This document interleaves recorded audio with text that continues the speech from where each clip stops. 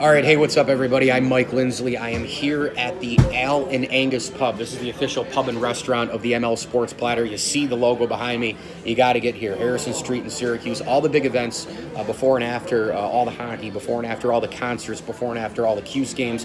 You got to get down to the Al and Angus Pub. I just had an unbelievable lunch. Chicken Philly with a side salad and soup, which was amazing. A Santified chicken chowder, just absolutely tremendous. You got to get down here for the best darn Angus burger in town. Other great entrees, awesome beers on tap and in the bottle, and of course, as I said, before and after all the big events. Great place for a business meeting, great place to just join up with some friends for some happy hour, whatever the case may be here at the Al and Angus Pub. Well, listen, tonight, and there's Randy Beach right behind me, the owner of the place. Tonight, the X-factors for the Red Sox and the Yankees. That's kind of what I want to dive into for this video, and I'm going to start right on the Yankees side of things. And I had written a piece on pinstripepassion.com earlier in the week. I did a couple of videos on this whole thing, breaking it down, previewing it. The thing with this, you can look at key players on both teams, but when you look at X-factor type players, it's the non-superstar. It's usually, the guy who's not named Aaron Judge or JD Martinez or Mookie Betts or whoever, Andrew Benintendi. It's usually not those guys. It's someone else.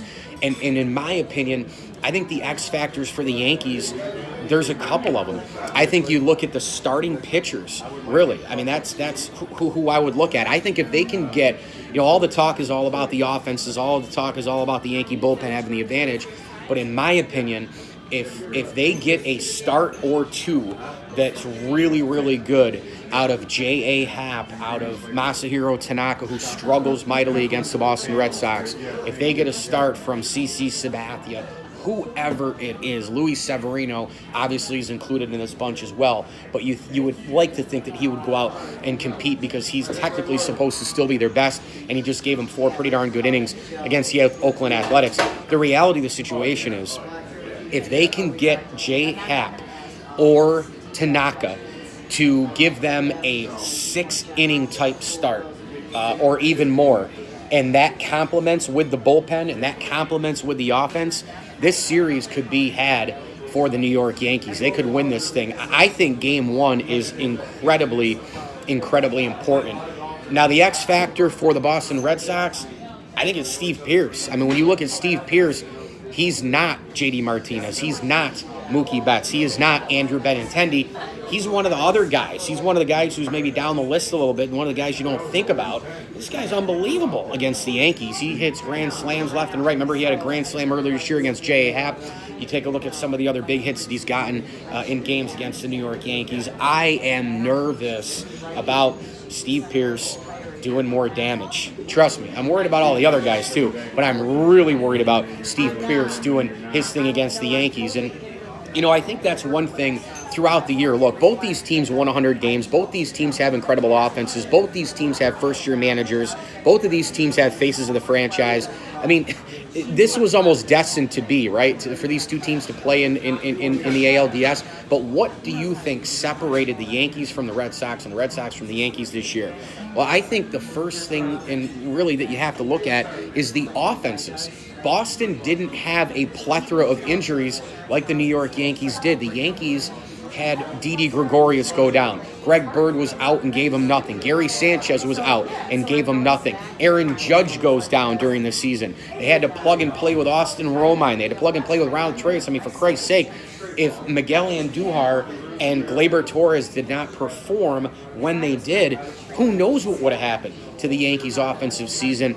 The reality is, for the Boston Red Sox, they had guys hitting from 1 to 9 from literally day one until now. I mean, that offense has been a complete and utter locomotive, and a big reason for that is because of the depth from guys like Steve Pearce. So when you take a look at this series, when you take a look at the X factors, I think the starting pitchers for the Yankees are that. I would throw them all into that group, because if you play the numbers game and you get Tanaka and you get Happ and you get Severino, you get Sabathia, if you can get 1.5 really great starts, it's going to change the whole thing. In fact, I think that is the case tonight, because Game 1 is so huge at Fenway Park. Remember, the Red Sox with the home field advantage. It's tough to find two teams in Major League Baseball that play better than these two at home and play better at home in terms of tailoring their entire game to the ballpark and the way the ballpark plays with the green monster. And you look at the Pesky's pole in right field and shooting balls into the gap. The Red Sox play in their ballpark. They play it perfectly. Same thing with the Yankees. They hit the ball the other way down the right side and into the tunnel. This team just offensively hits a ton of home runs. That is what both these teams do really, really well at home. Well, guess what? Boston has 3 games at home if they need them. And that is, I think, going to be the decider in this series. But what happens tonight if the Yankees can win Game 1? What happens tonight if J-Happ duels with Chris Sale? What happens if they get this one and they get a good start from J-Happ and they can conserve the bullpen so that, let's say, in Game 2, they only get a couple of innings out of their starter, and then you go right to Lance Lynn. You go right to Chad Green. You go right to David Robertson. You go right to Dellin Betances. You go right to Aroldis Chapman. To me, the Yankees starting pitchers are the X factor in this series for the New York Yankees.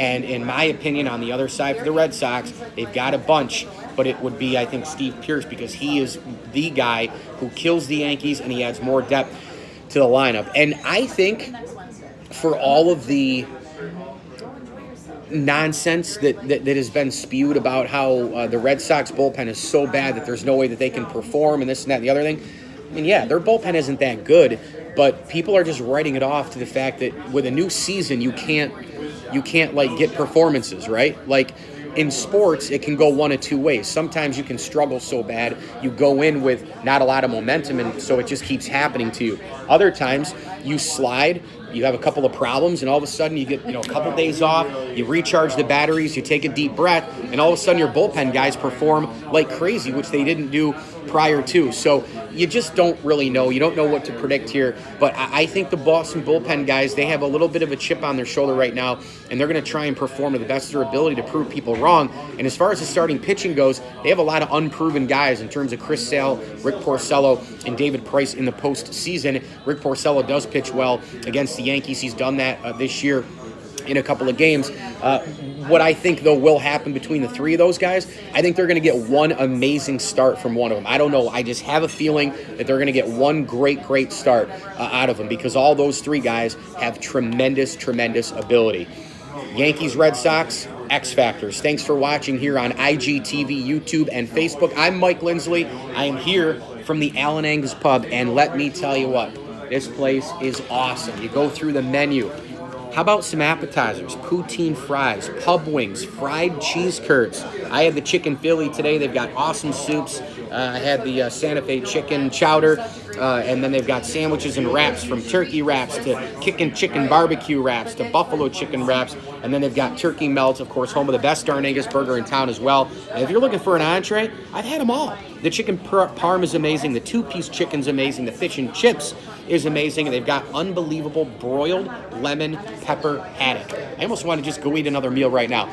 Get here. Allen Angus Pub, home of the best darn Angus burger in town, the official pub and restaurant of the ML Sports Platter, before and after all the big events in central New York. If you're in and around the area, get here. They've got awesome beers on tap in the bottle before and after the hockey, before and after the Cuse games, before and after all the concerts, before and after all the showcase events. Get here to the Al and Angus Pub. You can hit me on Twitter at Mike L Sports, and download my podcast, the ML Sports Platter, via Spotify, iTunes, and Google Play Music. Thanks so much again for watching 9 Minutes with Mike Lindsley, YouTube, Facebook, and IGTV. As I always tell you, enjoy the games.